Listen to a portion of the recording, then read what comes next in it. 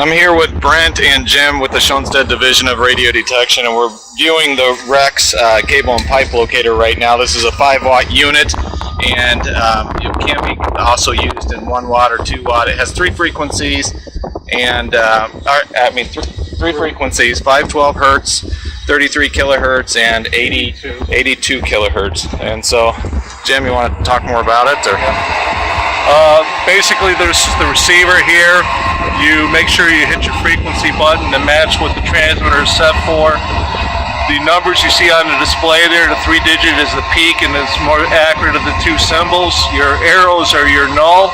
Your guidance arrows lead you to the strength of the signal. The receiver has the ability to do auto gain. Just pick it up and walk with it.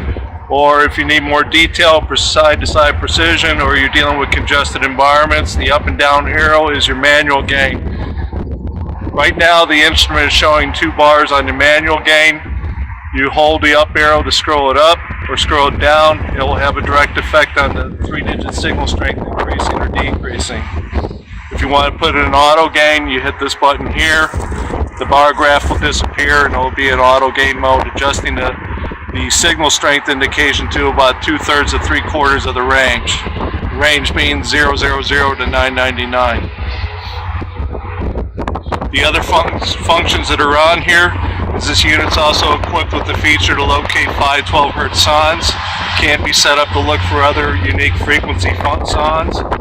Button here on the bottom, whether you're locating the position of the sonde or locating the depth of the utility, you would hit this and the instrument will give you feet and inches on the display. It might be showing dashes at the moment because I'm not locating, but if the signal is weak or distorted, the depth will not give you a depth reading. It will give default to dashes so it doesn't come up with an erroneous reading. The receiver is 1 9-volt battery. There's a battery indicator on the display. And what's the battery life? The battery life on the 9 volts about 24 hours of continuous use. The battery on the Rex transmitter is about 8 to 10 hours of continuous use. And it goes right in here? Yes. And it recharges through this port here? Right. Customers will either plug in a cigarette lighter or a 12-volt inverter, 110 plug in a vehicle, utility vehicle, or their office in there. Okay. This is how you turn the instrument on and off.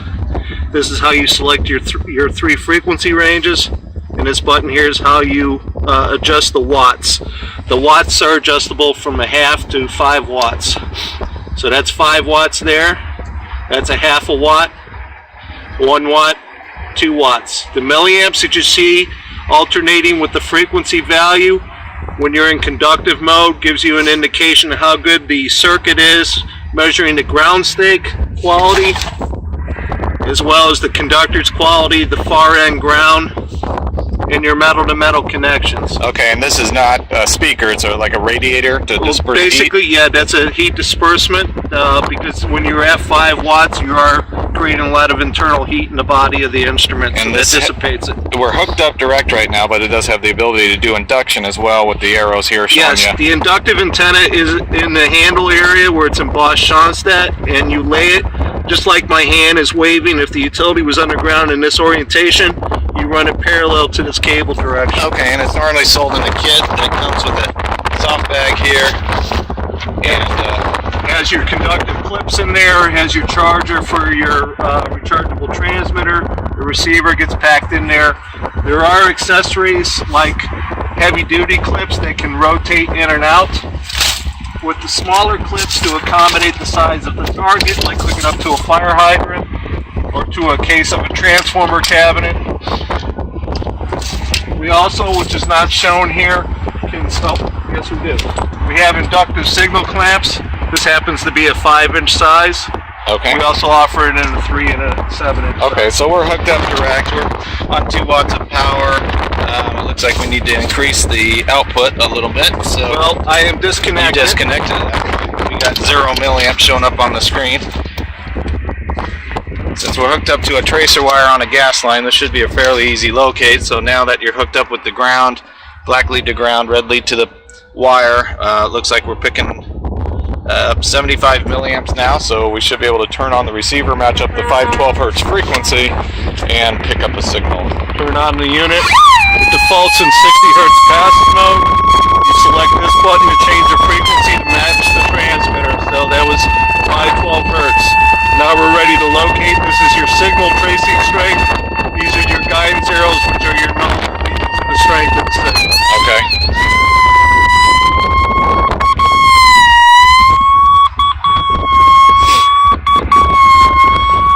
So you're pinpointing it using the signal strength, the arrows, you get a beeping signal when you're directly over the top of it, or close to it at least. When you're not in alignment with the utility heading and path, and it's out of square, the signal strength will die down. Okay. And how do we... If I want to use manual gain, I'm hitting the down arrow button for now and lowering the manual gain. You can see the bar go down, and that relates to the signal strength. And the unit becomes more acute and even more responsive when the gain's down low. And then you were able to also take a depth reading with this, correct? Yep. Just like you were showing back there. So for the depth, get your highest signal strength. Make sure you're in line with the utility path. Again, looking for the highest signal strength. Hit your depth button, and it will give you feet and inches to the target. So 3 feet, 2 inches. 2 inches, okay. And is that collapsible? Yes, it is. For storage, you can go like that to put it away in the utility truck or behind the cab and the bench seat. Okay, and you do have a headphone jack I see over here as well. Yep. And this is a training video of some smartphones. Basically, have a QR reader app. You can click on this and take you right to the training videos. Okay, well, thank you. If you have any other questions, you can contact us at subsurfacesolutions.com.